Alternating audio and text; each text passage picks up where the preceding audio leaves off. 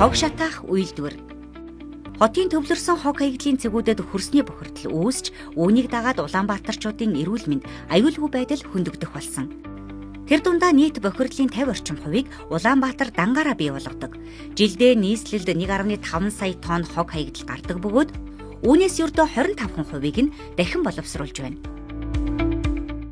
Харин цаашид бусад улс орны жишгээр Улаанбаатар хот төдийгүй Монгол улсад анх удаа хог шатааж эрчим хүч үйлдвэрлэх төслийг морингийн даваа болон цагаан давааны төвлөрсөн хогийн цэгийг түшиглэн барихаар техник эдийн засгийн үндэслэлийг боловсруулан ажиллаж байна. Энэхүү төслийн хүрээнд сүүлийн 5 жилд болсон хогийг цуглуулан шатааж байгаль орчныг нөхөн сэргээх юм. Төсөл хэрэгжснээр гэр хорооллын 2333 яндан байхгүй болно гэсэн тооцоо гараад байгаа юм. Морингийн давааны үйлдвэрийн хүчин чадлын хувьд жилд 1.5 сая тонн хог шатааж 34 мегабайт эрчим хүч үйлдвэрлэх хүчин чадалтай байх урьдчилсан судалгаа гаргажээ.